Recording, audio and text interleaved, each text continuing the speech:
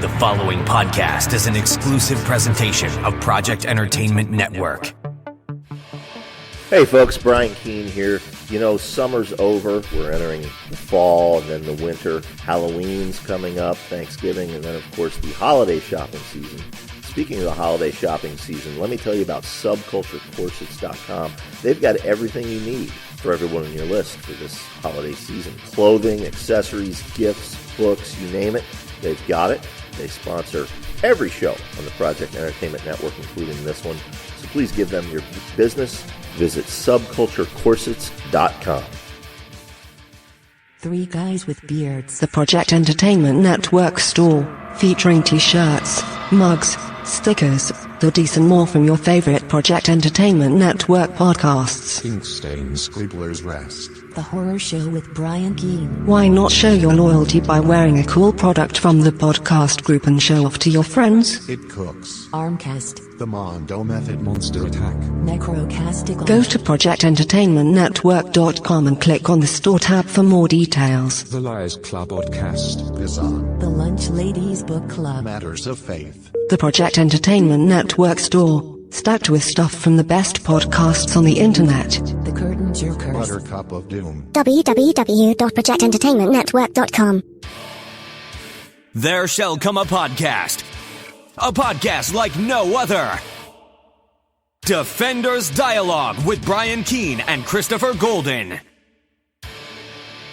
Marvel Comics' original superhero non-team convenes once again. The Incredible Hulk, the Savage Submariner, the Master of the Mystic Arts, Doctor Strange, and a dynamic supporting cast of Marvel superheroes battle against evil as the Defenders. Without further ado, true believers, here's your hosts, Brian Keene and Christopher Golden. Excelsior! Hi, this is Brian Keene. And this is Christopher Golden. And welcome back to Defenders Dialogue, true believers. Excelsior, Brian. You always forget the Excelsior. Excelsior, Chris.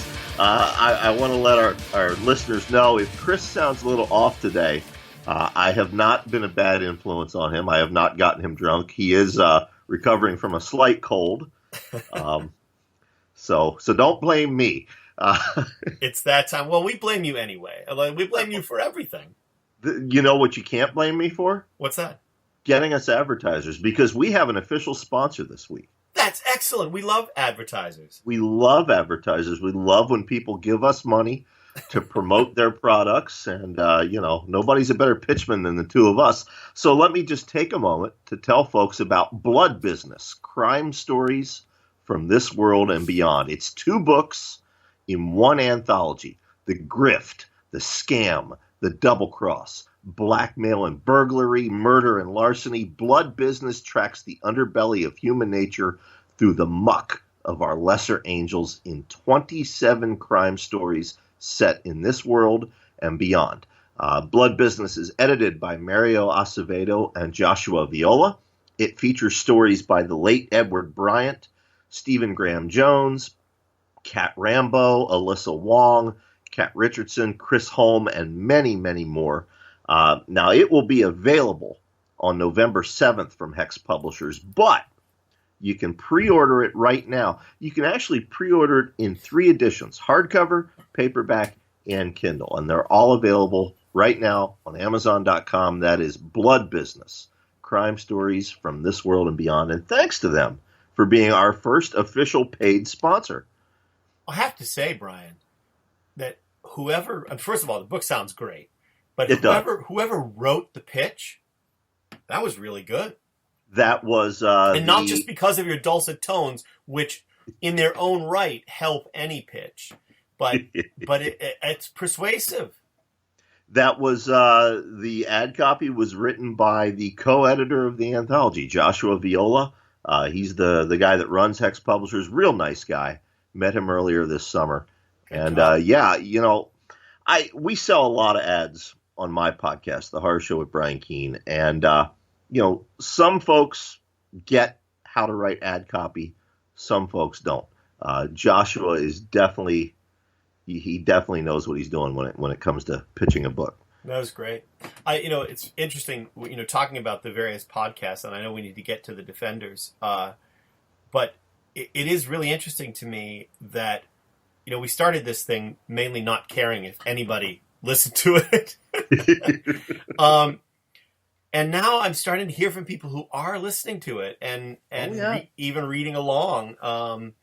And oddly, people who are listening to it who aren't reading along, which is interesting too. Right. But I think what delights me is the fact that people who actually worked for Marvel during the era that we're talking about, and people, one of whom actually wrote the Defenders, are listening to the show. Yeah. Well, we have to be careful then. On Twitter. We have to be careful who we talk about then. I mean, the fanboy in me is just delighted by that. Yeah, no, me too. It's fun. Good stuff. Well, listen, speaking of the fanboy in both of us, although perhaps not the best representations of the characters in this run, in the series, I know you are just as excited as I am to talk about the introduction into the Defenders of two characters who would become important. Last week we got to talk about Nighthawk. The week before we got to talk about Valkyrie. Right. And this week we get to talk about Damon Hellstrom, Son of Satan, and Luke Cage, Power Man. Absolutely. So Absolutely. I love the people who complain about the Netflix Defenders saying, well, they're not the Defenders from the comic. And that's true, they're not. But both Daredevil and Luke Cage, and I believe in one or two issues, very briefly, Iron Fist. Iron Fist shows up in the classic Defender for a Day three-parter, which we'll get to in a future episode. Exactly. But yeah, Luke Cage was one of the Defenders' mainstays, especially early on. For a sizable portion of the book, he actually replaces Hulk as the strong man on the team. Yep. And I think a lot of people forget that. And yeah, Daredevil had several appearances in the book. One of whom we will actually be talking about next week, I believe. Yep, exactly. But yeah, this week, for those reading along at home, I want to warn you in advance. This is going to be a shorter show, or at least we hope it will be a shorter show. No, it will. It will. It will. Yeah, as we're recording this, Chris is running himself ragged, getting everything set up for the Merrimack Valley Halloween Book Festival. Which will already have happened when people hear this episode. But exactly. So he's got to get back to work on that. I am working on something top secret for television that is due on Friday, so I have to get back to that. So yeah, today we're gonna focus on Giant Size Defenders number 2 and issues number 17 through 19 of the Defenders. And of course, as Chris said, this features the first Defenders debut of Luke Cage, Power Man, and Damon Hellstrom, the Son of Satan. The other reason we're doing that, by the way, and we'll get into it in 1 second, is that we're sort of wrapping up an era of Defenders today. That's because, right. In the next episode, we will be talking about the Defenders era written by the legendary Steve Gerber. It's amazing to go back and you look at the writers who worked on this book, and it's essentially a list of the most imaginative and most talented writers who worked at Marvel in the 70s. Exactly. But in any case, today we're talking about... there are classic runs. Chris Claremont on the X-Men, Stan Lee and Jack Kirby on Fantastic Four, Frank Miller on Daredevil, Jim Starlin on Captain Marvel. The Defenders had two very classic runs.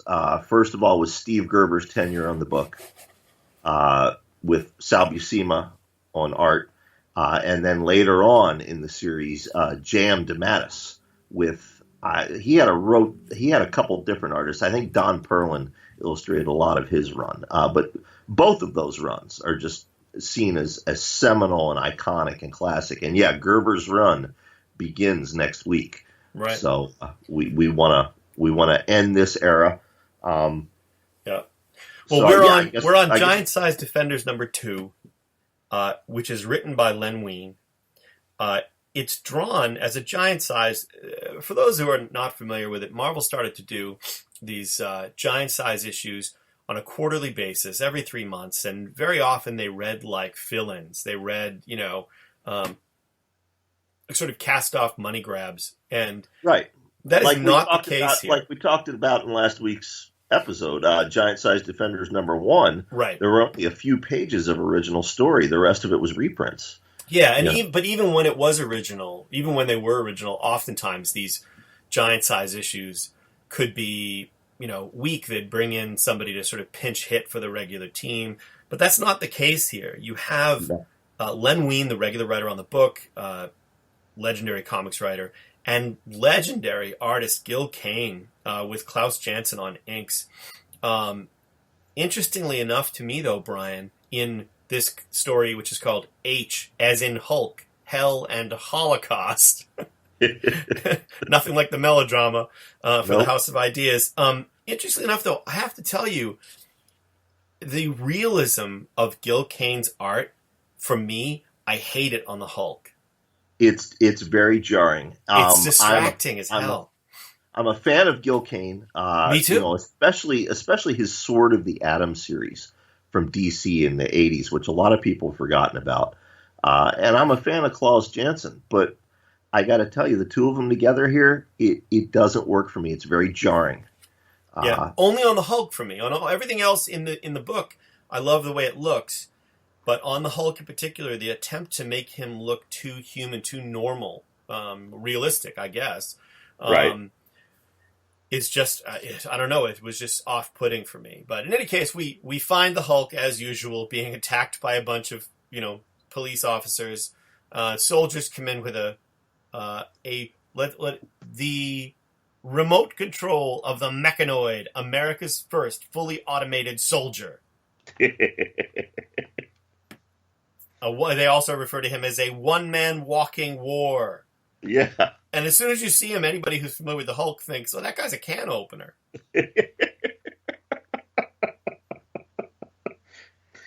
No, what I find interesting about this is, the Hulk easily defeats the robot, but I want to plant this seed in listeners' heads because we're going to come back to it in a minute. This opening storyline, apparently, according to the caption box, takes place 15 minutes after our last issue, which would have been issue 16. So only 15 minutes have passed, okay?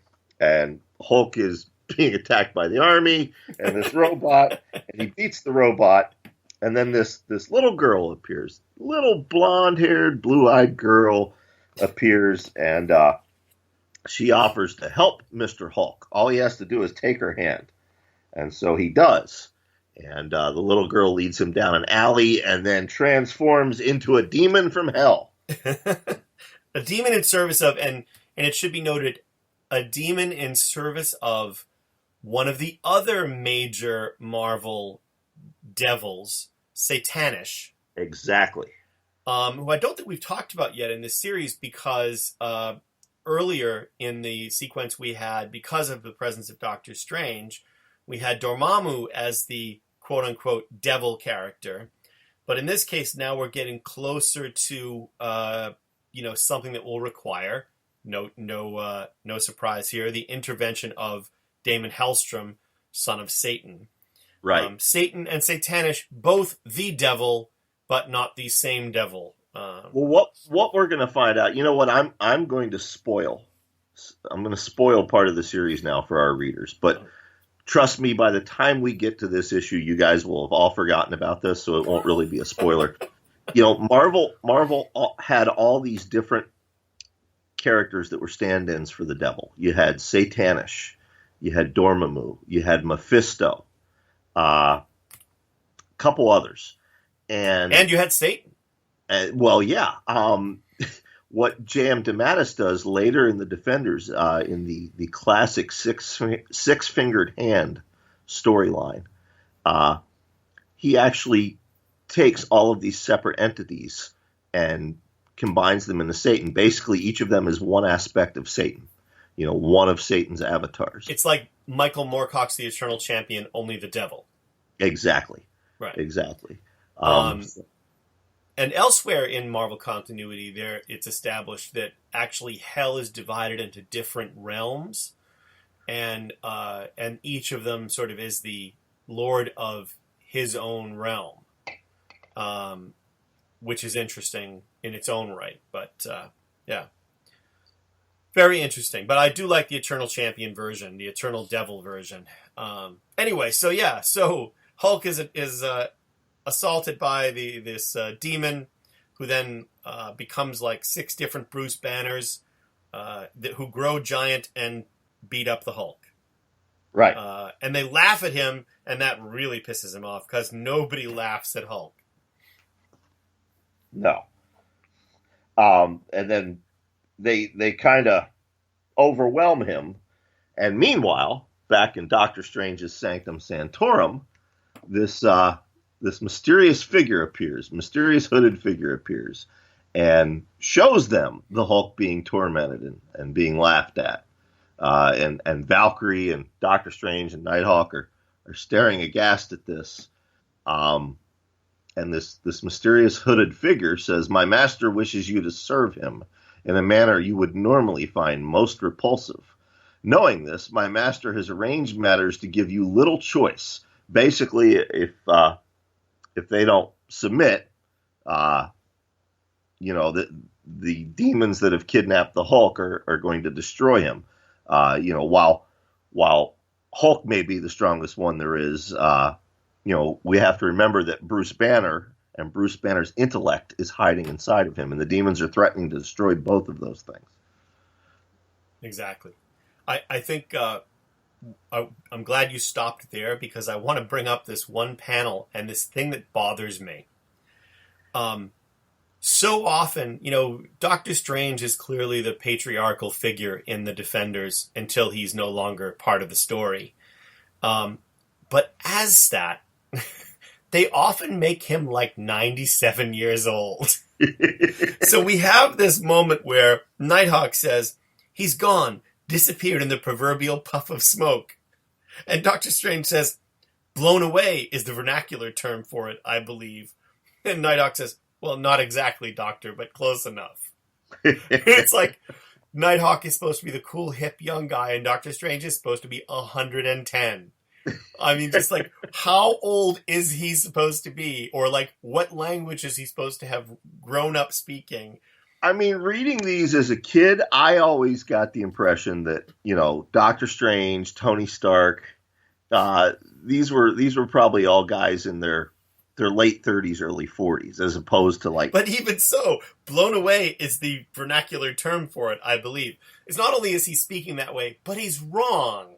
and then Nighthawk mocks him for being wrong. Like, he's not... It's like he's like Mel Brooks.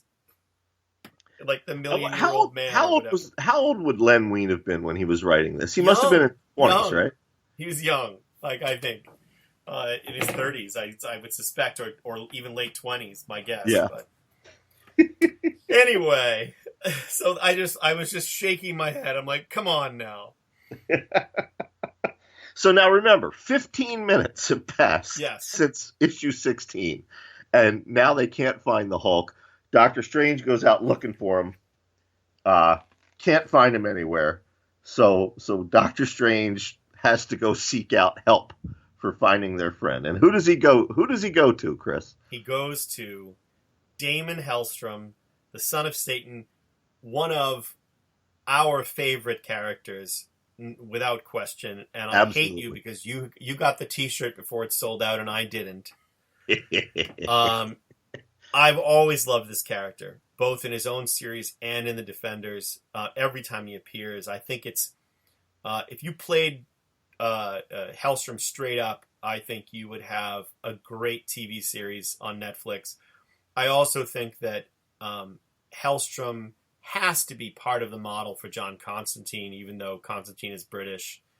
There seems to be no question in my mind. Just look at him on this page, Chapter 2, Satan Spawn. And it seems to me that Constantine has to have been at least partly inspired by Hellstrom, consciously or otherwise. Yeah, no, I would agree with that. Alan Moore, who created Constantine, he was certainly familiar with the character of Hellstrom. Oh, I would say, however, that let's correct ourselves, because Constantine, I I'm not sure what Alan's part in it was, but Constantine was at the very least co-created by our friend Steve Bissett. Absolutely, who based his physical appearance off Sting, if I'm remembering correctly. Yeah, I think that's true. Yeah. That's true. But anyway, and also the other thing, Brian, today is a day of things that bother Chris. Oh, dear. The inconsistency over the years of the spelling of Damon. In this issue, it is spelled Daimon, but in other places, it is spelled Damon, without the I, and it frustrates me to no end. Well, and his last name has been misspelled over the years as well. Well, only by young people who didn't bother to look it up, but who thought that his superhero name, which comes later when he's a superhero and is known as Hellstorm, and somehow editors have allowed it to slip through a few times and have his name actually be Damon Hellstorm or Damian Hellstorm. It's neither of those things. It's Damon Hellstrom. Well, can I play along with things that bother Chris? Can I play things that Yes. bother Brian? Yes, please. We'll be here all day and night, but yes. Hey, folks, forget what I said about this being a shorter show. You will know, of course. Some of our listeners may not know. I wrote a miniseries for Marvel several years ago based on the character Devil Slayer, who, again, is another Defender. And Marvel released it under their adults-only Max line, and it sold very well for that line, but not well enough that it warranted a sequel, which is a shame because I had a sequel planned out, and it would have involved the Son of Satan as the bad guy. Basically, him finally just accepting his heritage and saying, you know what, fuck it, I could run this world. Yeah. Dr. Doom's got nothing on me. And it bothers me that I never got to write that. I still have the pitch sitting around somewhere. Well, I will say, for those who are interested, in Tom Snagowski's and my much maligned Punisher miniseries drawn by Bernie Wrightson, we did include Damon Hellstrom, Son of Satan, and by God, we spelled that motherfucker right. I'd forgotten you guys used him in that. He was a key element in that story. That story that was hated by so many Punisher fans, but loved by people who weren't Punisher fans. Anyway, so back to this issue. Defenders, Giant Size Defenders number 2. Strange shows up and basically tells Hellstrom they don't know each other. That's one of the pleasures of reading all this early stuff, Brian, is that these guys have only heard of each other, but they haven't encountered each other before, to the point where when Hellstrom says, yeah, you've convinced me, I'll come help you, and he transforms into the Son of Satan with the cape and the trident and all of this stuff. And Strange the says, pentagram tattooed on his chest. Yeah, which I think you should get that. So the whispered tales I have heard are all true, Dr. Strange says. That panel's great, by the way. It is. Yay, Gil Kane. Fear not, Hellstrom. Your secrets are safe with the master of the mystic arts. And I love that, too. It's like, it's not just the drama. It's also reminding him, hey, by the way, I'm the master of the mystic arts. FYI, Son of Satan, I still one-up you. But anyway. Well, and they do that on the very next page, the very next panel, because what Doc Strange has done, he's traveled in his astral form and appeared before the Son of Satan in Missouri. And Dr. Strange tells him, now we must return to New York as swiftly as possible. And Son of Satan, who has perhaps listened to previous episodes of Defenders dialogue and knows that Dr. Strange can come off as a douchebag, decides to one-up him. And he says, and how do you suggest we go about that, Strange? My talents, such as they are, do not include teleportation. And Dr. Strange says, perhaps not, but my talents do. And one-ups him again. Yep. I feel like this is an ongoing theme. As much as we love Doctor Strange, he is an enormous douchebag. We should have actually just called this show Doctor Strange is an Enormous Douchebag. Anyway, all right, so they get to Doctor Strange's Sanctum Sanctorum, and then Hellstrom does this thing that I love, which is he takes his trident and uses the soul fire energy in the trident to fly, to propel himself through the air, They all go off searching for the Hulk.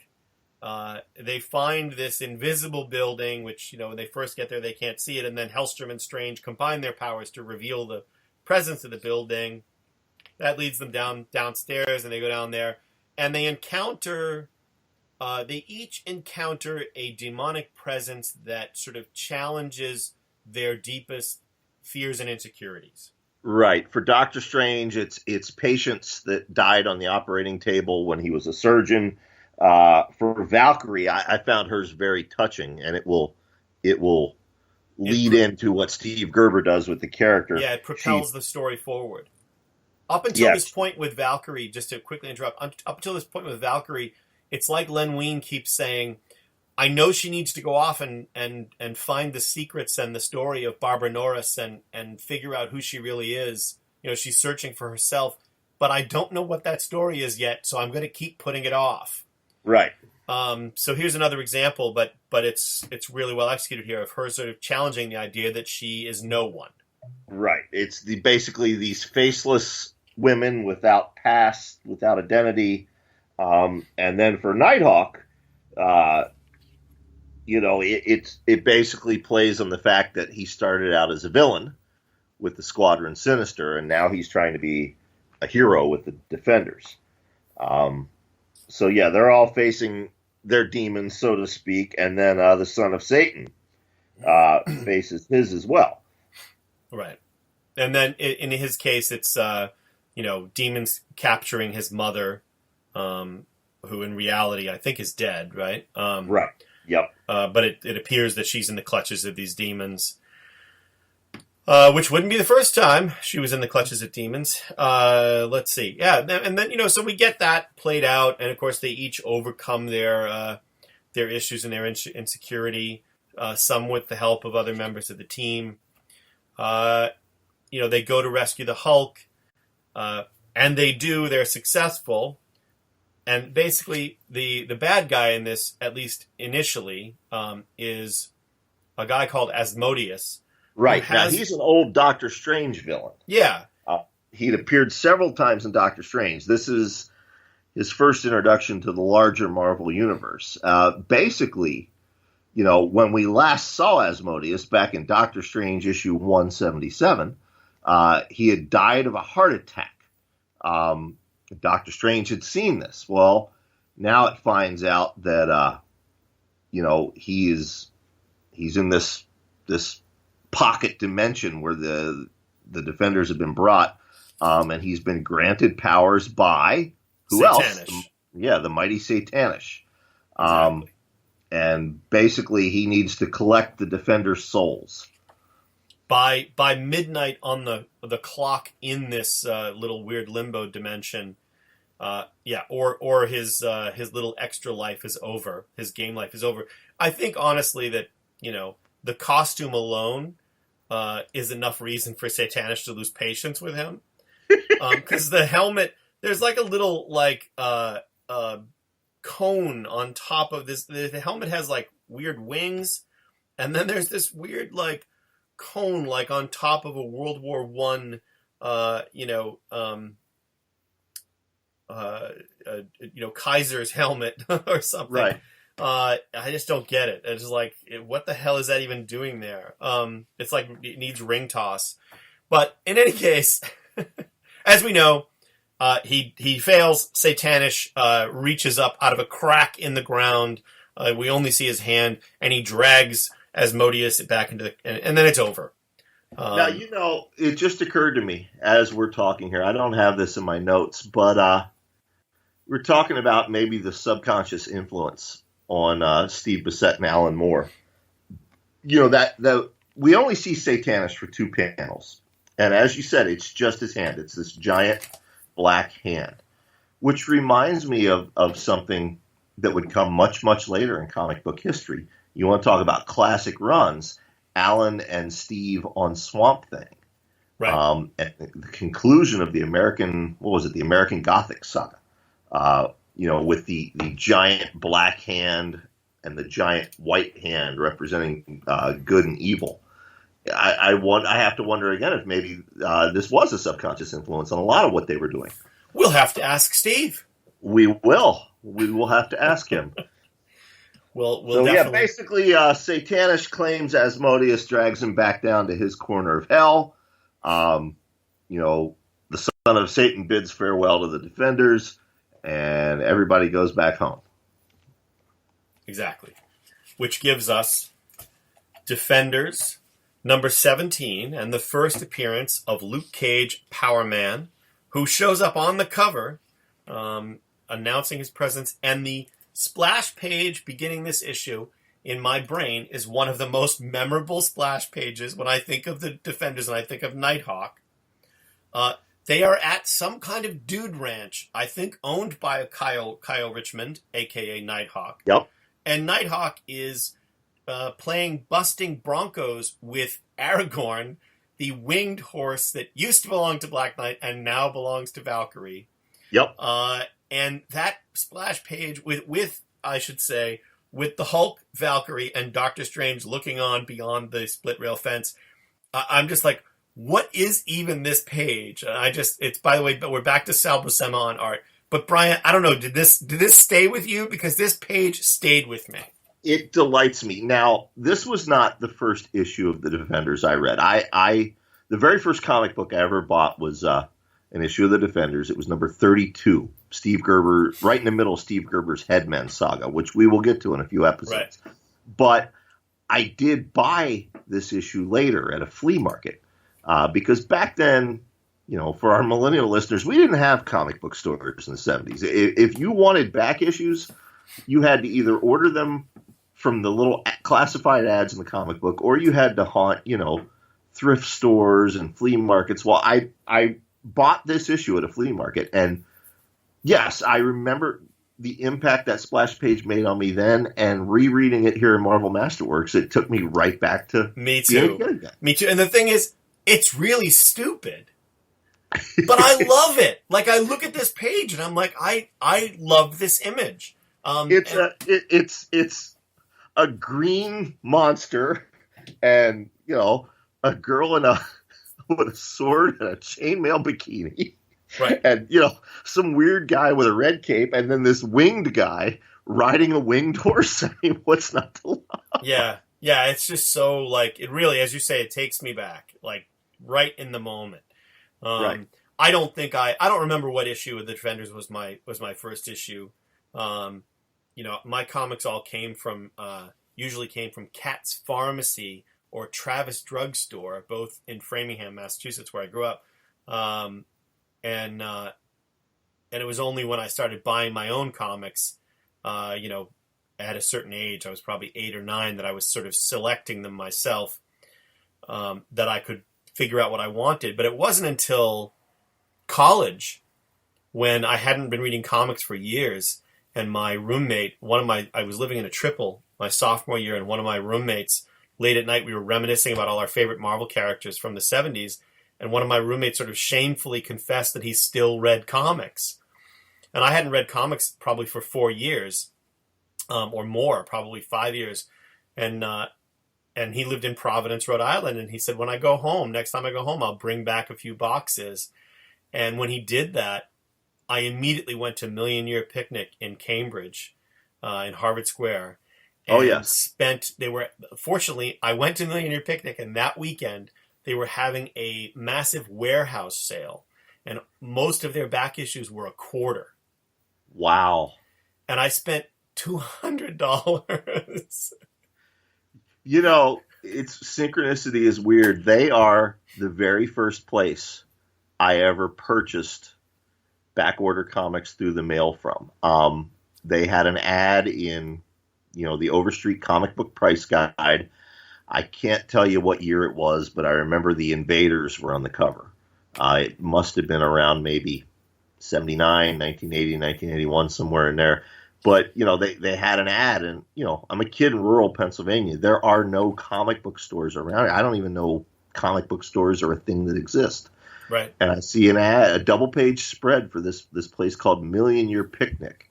And it's an odd name, but I wrote to them, and I got a checklist in the mail of what they had. And for my birthday, I ordered some comic books from him. Yeah. I got ElfQuest, the old black and white ElfQuest magazine. Remember that? Which was probably way inappropriate for young Brian, seeing as it had an elf orgy in it. But Well, I will say that. So, for those of you who are listening who are not familiar with the store, it's not millionaire like rich person. It's Million Year Picnic. right, And the Million Year Picnic is actually the title of a Ray Bradbury short story, and I believe it was the first independent comic shop in America. I'm pretty sure. Yeah, it was them or Geppy, and I believe they beat Steve Geppy to it. Yeah. Anyway, so in this issue, Valkyrie is leaving. She's finally going off on her vision quest to try to find her identity. She puts on an outfit that's very 70s, but she still has an improvement over the warrior bikini they had her in before. Yeah, exactly. And then Doctor Strange puts a spell on her sword that makes it invisible unless she draws it. Right. And then we have the very clearly Wizard of Oz inspired goodbye, where she kisses Doctor Strange's cheek, and she kisses Hulk's cheek and says, "Goodbye, Hulk. I think I will miss you most of all," which is clearly a Cowardly Lion reference. Right. And then she kisses Nighthawk's cheek, but that's not good enough for Nighthawk, who much like Hawkeye, decides that instead he's going to kiss Valkyrie on the lips. So she's now been sexually harassed by two members of the Defenders. Yes. She says, "I will miss you, all of you." She takes off. And then the next page, you turn the page, and the first panel is a beautifully rendered panel of the Hulk crying because Valkyrie is gone. Yeah, he's sad. Now remember, the Hulk is childlike, and he doesn't want her to leave. He's childlike, and he was sad that she was leaving, and now that she's gone, his childlike mind is trying to figure out why he's feeling pain. And he says, well, if she's gone, it must be Doctor Strange and Nighthawk's fault. Right. Dumb Magician and Birdnose. Right, exactly. Dumb Magician and Birdnose have pissed him off, and they're not his real friends after all. So he leaves. Then Nighthawk does the mopey thing, blaming himself for, for everybody leaving, that it's his fault, that he shows up and they all go.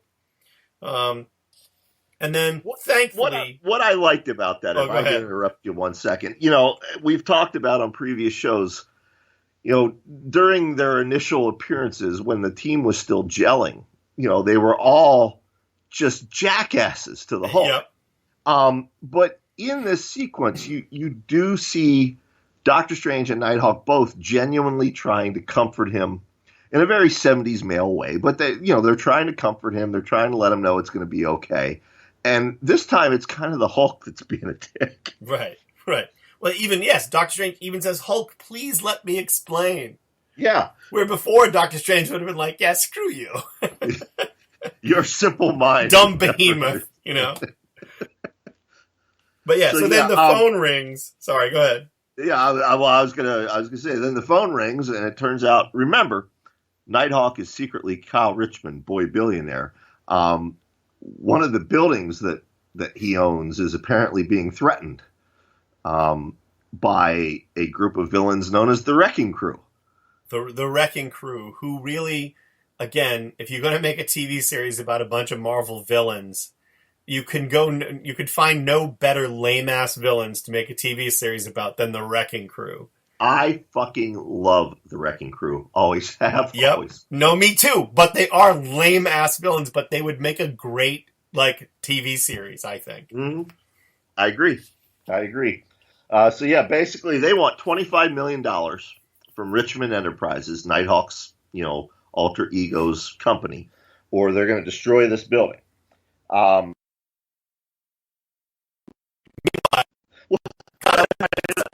ahead. Sorry. Breaking up. Got Doctor Strange.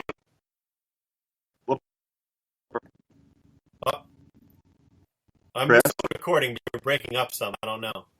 Okay. All right. Something weird happened there. Maybe Tommy can edit that out, but okay. Yeah, go ahead. Now I can hear you now. You got Doctor Strange, Master of the Mystic Arts. You've got Nighthawk. I mean, they're superheroes. What do? They fight supervillains. But no, instead they show up and they show up at the building to stop the wrecking crew. And it turns out that Nighthawk's assistant, his name one is of the guys. Pennyworth. Go ahead. I was going to say, It's so stupid. His name is Pennyworth. And, but again, isn't Alfred's last name Pennyworth? Yeah. So this guy's name is... Remember, he's a Batman analogy. Right. So he's Pennyworth. But he has hired Luke Cage, Power Man, to protect, hero for hire, to protect this building. So, of course, Doctor Strange and Nighthawk go and they bumble into the building, and Luke Cage, unaware that they're supposed to be there, attacks them. Right. Now, I want to pause for a minute. I hear a lot from younger readers that the 70s depiction of Luke Cage is problematic. You know what? I'm a 50-year-old white guy. I can't speak to that. But what I can tell you is that for the time, I believe the creators' intentions were true. Stan Lee basically told the Marvel bullpen, "Hey, these blaxploitation movies are doing well. We need a character like that," and they came up with Luke Cage. But from a historical perspective, it's important to remember this was the first African American superhero to star in his own book. Right. So there is a historical legacy behind him. Yes, his dialogue in the 70s versus how they write him now is completely different. Right. But he's an important character nevertheless, and I believe that all of the creators who worked on him and were involved with his creation had the best intentions in mind for the era and time that he was created. Right. I agree. And I think that, and again, we are two middle-aged white guys, but Luke Cage was, unlike so many other characters in the Marvel Universe, he was a hero of the people. Absolutely. A lot of them claim to be a hero of the people. Daredevil was a quote-unquote street-level hero, but Daredevil still had money. He was a lawyer. He was, very well off. Luke Cage was a guy who lived in and protected his neighborhood, a neighborhood that was otherwise either not represented or underrepresented in Marvel Comics, in the Marvel Universe. And again, for little kids that we were at this age reading this, it was like, yeah, okay, Cage stands toe-to-toe with these guys. It's representation. Exactly. So even if the dialogue is cheesy as all hell, and could be taken right out of, one of those 3 the hard way, 1 down, 2 to go, great sort of Fred Williamson blaxploitation movies of that era. But that said, Cage is incredibly important. Absolutely. And my own development as a child. I mean, living in rural Pennsylvania, we didn't have a person of color in our school until my senior year of high school. So think about that. Wow. For 12 years of school, I had never met or interacted with a person of color in real life. What I knew was what I saw from Gordon on Sesame Street, and Bill Cosby on the Electric Company. How unfortunate is that now in hindsight? And characters like Luke Cage and Black Lightning. And, again, I understand why our younger listeners, why younger readers might find the dialogue problematic now, but for the era that it was written, I think that character's representation did a lot of good. Yeah. Yep. Well, I think that's the most important thing we can say about this issue, because basically the issue is full-on superhero battle over misunderstanding, as happens any time these characters meet. So Cage fights Doctor Strange and Nighthawk until Doctor Strange finally gets his shit together and, surrounds Cage in a bubble of some kind of magical force. Then the entire building collapses. Strange saves them by including them all 3 of them inside that bubble. the building comes down, and we get a 2-page wrap-up, double-page spread. Obviously, it's a 2-page double-page, Chris. But anyway, introducing, at least in this issue, the Wrecking Crew. The Wrecker, who is known from his appearances in Thor, Thunderball, Bulldozer, and Pile Driver. Yep. And Brian, since you love these characters, you can explain where their powers come from. Basically, I mean, they got their powers from Asgard.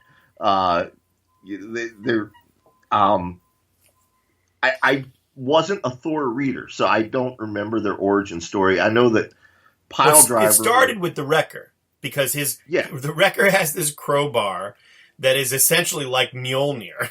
It's like Thor's hammer. It's got the powers of an Asgardian god or whatever in it, and somehow he managed to share that power with these other 3 dumbasses. And although they're not all dumbasses, one of them at least. Thunderball was a brilliant scientist. Yeah, Thunderball was a brilliant scientist, but Bulldozer and Pile Driver are dumbasses. Right. And Pile Driver, he had appeared solo as a villain in an old issue of Avengers, written by Roy Thomas. Thunderball had appeared in the Hulk, but then they all appeared together as the Wrecking Crew in Thor, and now they're joining the Defenders Rogues Gallery. And this wouldn't be the first time, or the only time we'll see them in the Defenders. They come back to bother the team later on, but that double splash page at the very end of this issue is just some amazing line work. Yeah, amazing it's sweet. Coloring. I wish comic books still look like that today. Me too. Still great work from Sal Buscema with Dan Green on inks. Yep. It just looks great. And then you get into the next issue. We're picking up right where we left off, and there's this great, Thunderball controls. He like the Absorbing Man. He has this wrecking ball. And yet he can throw it and I guess psychically control the the thing as it flies through the air. Anyway, so we have this fight. We find out that they're actually looking for something. They're not just trying to get their $25 million ransom for not destroying the building. They're actually searching for something, and there's a reason they wanted to bring the building down. Right. There's something buried under that building that they've been paid to retrieve. Yep. Then we cut away to a real quick little vignette with Valkyrie in Cobbler's Roost, Vermont. And that probably we don't need to spend any time on because it's a setup for stuff we're going to talk about next issue. There's a mysterious man who recognizes her, not as Valkyrie. He recognizes her as her host body of Barbara Norris. Exactly. Yep, that's all we need to say about that. Then we get back to the fighting. More fighting, Luke Cage versus Pile Driver. It's an amazing Bronze Age fight. Just as entertaining as Thor versus the Hulk, in my opinion. Yeah, no, I love it. I mean, it's there's a couple pages there that are just gorgeous to look at. Nighthawk comes in with the some kind of what is it? Construction equipment. Smash, something we had the Tonka truck of. Right. Smashes the guys, and then Doctor Strange finally steps in. As always, it's sort of like, I always feel if anybody watches Supergirl, the television series of Supergirl, it's like how John Jones, Martian Manhunter, conveniently forgets that he has all these psychic powers. And then when he does have psychic powers, it's like, oh, but with this particular person, they won't work. It's sort of like how we constantly have this thing where Doctor Strange kind of handily forgets, hey, by the way, I could just end this thing right now because I'm the master of the freaking mystic arts. But then Doctor Strange gets his ass whooped. He gets totally clanged in the head by the Wrecker. How he survives this, I don't know, because he doesn't have superpowers other than his magic. So I thought that was interesting. Well, he says his cloak absorbed the brunt of the impact. Yeah, fortunately, my cloak absorbed the brunt of the impact. Right. We get a quick little recap of the Wrecking Crew's origins, and then Doctor Strange uses all of his power, all of his mystical arts, to try to stop these four supervillains. And the strain on him is just amazing, and it's showing the strain. At which point, we should remind the audience, all of this fight is still taking place inside the protective bubble that Doctor Strange has put up in the wreckage of the building. Outside of that bubble now appears the missing Defender, the Hulk, who is pounding on the bubble.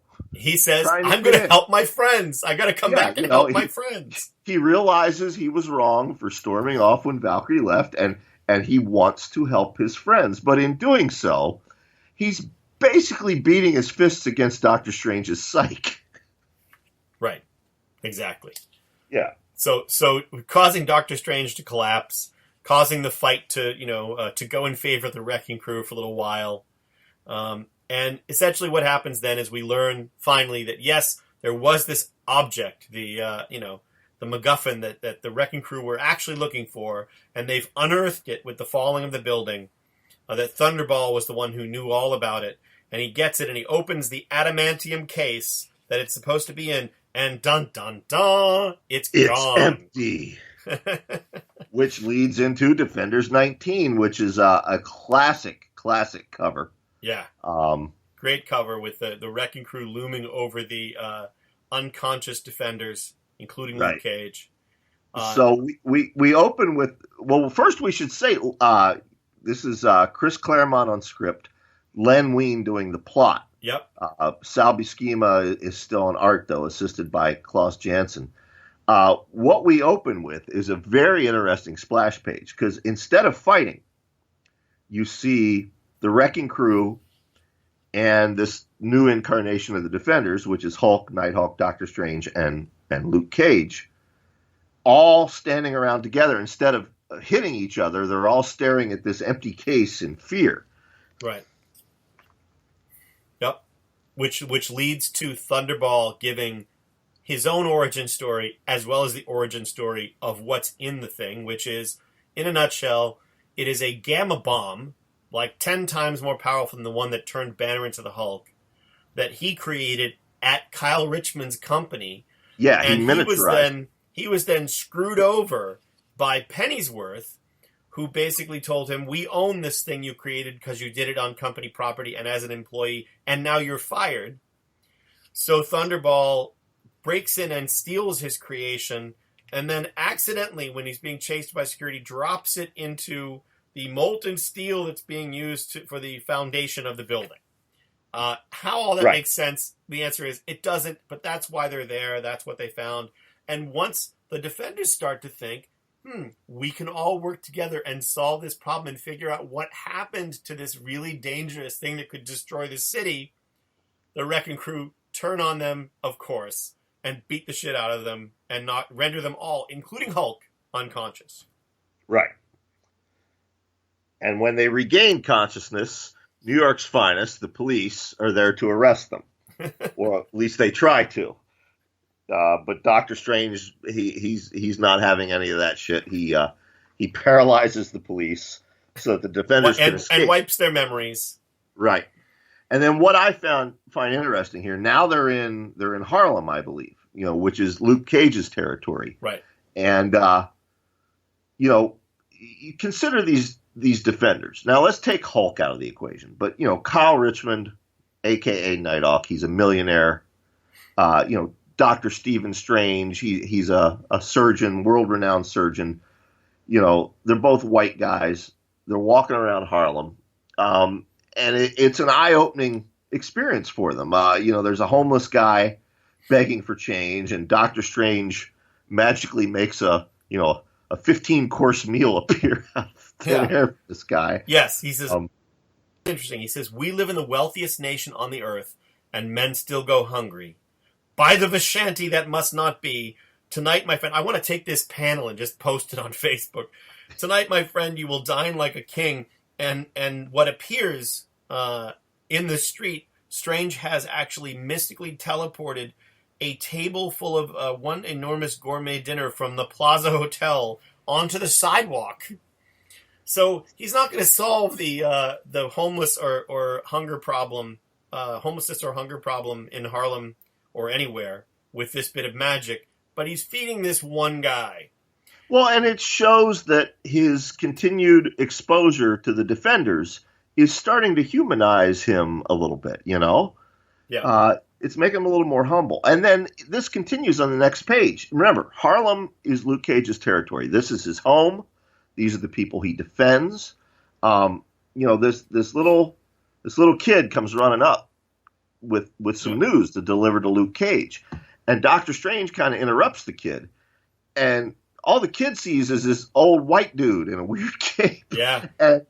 And he's reluctant to talk, and Cage has to tell him, this dude's a friend. You can trust him. Yeah, I did pause on that panel reading through this, and thinking about what that panel means, and how little it's changed, unfortunately. I'm not talking about Harlem. I'm talking about just in general that, that Cage has to say, you can trust this guy. Right. So I thought that was interesting. But anyway, then we find out the kid is saying that the Wrecking Crew have busted into a club, the Harlem Boys Club, in fact, and the Thunderball has this some kind of sensor that's helping him track down the Gamma Bomb. The sensor's been destroyed, and the kid ran out with a ball in his baseball glove. And again, we don't need to go too much into it. Fight. More fight. We need to talk about the beginning of that fight because it's hilarious. Okay, go ahead. So you see the Harlem Boys Club, and Hulk says, Hulk does not like puny humans who attack children. Hulk's friends stay here. Hulk will smash puny humans alone. And he leaves the rest of the Defenders out in the street. And it's this 3-panel sequence where you see Hulk go inside the building, then you see the building, and then you see Hulk come flying out of the building. He just got his ass kicked. And then, yeah, as you said, Chris, it just erupts into this big fight. Yeah. I mean, again, it's a great fight. And the art is gorgeous. I mean, it's beautiful. But for our purposes, the only thing I do want to say about it is there's this great moment. And these are always my favorite Hulk moments, where Thunderball has been abusing the Hulk. And basically, Thunderball comes at him with this giant wrecking ball. What does it take to kill you, Behemoth? Because any intelligent person in the Marvel Universe has to use the word Behemoth with the Hulk. Right. Do I have to stuff this wrecking ball down your blasted throat? And he swings it, and just like in the new ads with Hela and Thor's hammer, Hulk basically stops the thing mid-swing, and the editor, the narrative captions read, "Not quite Thunderball, because as every Marvelite knows, the madder the Hulk gets, the stronger the Hulk gets." And there's this phenomenal Sal Buscema, Klaus Janson panel of the Hulk looking as pissed off as you'll ever see him. And it says, "And you have made him very, very mad." And then Hulk basically... If you folks are reading along at home, take a look at their usage of shadow in that panel. Yep, amazing. Amazing. And Hulk just basically crushes the wrecking ball. And Thunderball, there's a panel in which, in any non-all audiences panel, there would be a caption reading, telling you that he crapped his pants. But it's very clear that he's just crapped his pants. And then, I don't know, Brian, the fight continues. And then... Oh, I should say that the little kid, it turns out all along, the little kid's... Oh, go ahead, sorry. Well, yeah, it turns out the ball that he had in his baseball glove is the miniaturized Gamma Bomb. Right. And after they've defeated the Wrecking Crew, they need Hulk's alter ego, Bruce Banner. Now, what's interesting about this, in previous issues, as we've discussed on the show, Hulk hates it when Doctor Strange puts him to sleep and allows his Banner personality to come to the forefront. That happens here again. Bruce Banner diffuses the miniaturized Gamma Bomb, turns back into the Hulk. But what's very telling here at the end of the issue, this time, Hulk is not angry that Doctor Strange has done this to him. He asked, did Magician put Hulk to sleep? And Strange, in his part, he's also trying to put forth an effort. He doesn't say, yes, you dumb behemoth. He says, yes, Hulk, I did. But don't be upset, my friend. Calls him my friend for the first time in the series. It was done in a good cause. You're falling asleep. Help save New York. And Hulk's response isn't to punch or rage or hit. It's to say, oh. And that's it. Yep. Oh, man. Then we get... I think it's interesting that we leave off here without Nighthawk saying anything about the culpability of Pennyworth, although I'm sure that will come back to us. But it comes back very soon. Yes.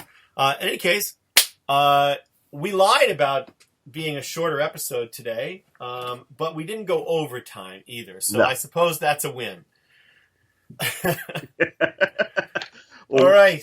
One more time, I want to remind folks that this week's episode was brought to you by Blood Business, crime stories from this world and beyond. It's 2 books in one anthology. The Grift, The Scam, The Double Cross, Brian Keene's dulcet tones reading this ad, Blackmail and Burglary, Murder and Larceny. Blood Business tracks the underbelly of human nature through the muck of our lesser angels in 27 crime stories set in this world and beyond. It features work by the late, great Edward Bryant, Stephen Graham Jones, Kat Rambo, Alyssa Wong, Kat Richardson, Chris Holm, and many more. It's edited by Mario Acevedo and Josh Viola. It is on sale November 7th from Hex Publishers. However, you can pre-order it right now in paperback, hardcover, and for your Kindle on Amazon.com. So thanks to Blood Business for sponsoring our first paid commercial sponsor, Chris. I love it.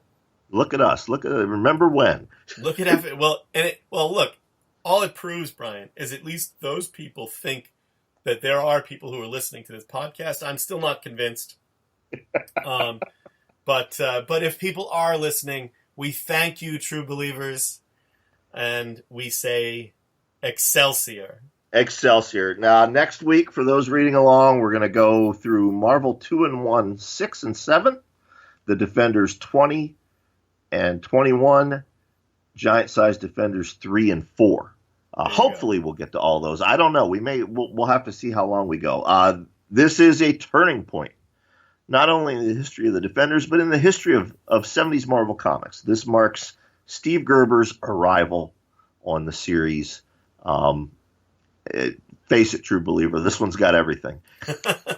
Well, and again, what I love is, with Gerber, this series, and we'll talk about it next week, but with Gerber, this series that is odd from its very inception becomes so much odder. Oh, yes. And that's what I love most about it. Absolutely. The elf with a gun, baby. Right now, there's the majority of our audience is saying, did he just say elf with a gun? Yes, I did. The elf with a motherfucking gun. And those of you who know all about the elf with a gun, neither Brian nor I would be sad if you made us T-shirts featuring the elf with the gun. No, we would not be sad at all. So, all right. Well, before we go, I want to remind folks, if you enjoy this show, you might enjoy our other projects as well. Chris, along with co-hosts Jim Moore and Jonathan Mayberry, hosts Three Guys with Beards right here on the Project Entertainment Network. And I, along with Dave Thomas and Mary San Giovanni and Phoebe and Mike Lombardo and Jeff Cooper and Dungeon Master 77.1, all host the Horror Show with Brian Keene. That's also available here on the Project Entertainment Network. Well, how come I have more co-hosts than you? I don't know, especially because your show has your name in it. Well, of course it does. It's all about branding. Yeah, and yet you have more co-hosts, but your show has your name in it. I don't understand that. I don't get it. So, Defenders Dialogue is available on iTunes, Android, iHeartRadio, Roku, Stitcher, Google Play Music, and all other platforms via the Project Entertainment Network. Our engineer is the esteemed Mr. Tommy Clark. Please check out Tommy's podcast, The Necrocasticon. That's also available here on the Project Entertainment Network. And we will see you back here next week, folks. For Defenders Dialogue. That's right. Excelsior. True believers. The Necrocasticon. The podcast that blends horror and heavy metal properties with a common connection. Brought to you by hosts Token Tom Clock, Max Axe, Smoking Walt Hades, and Osriel Mordecai. Featuring interviews and more with the stars of metal and horror. the Necrocasticon, Mondays on Project Entertainment Network. This has been an exclusive presentation of the Project Entertainment Network.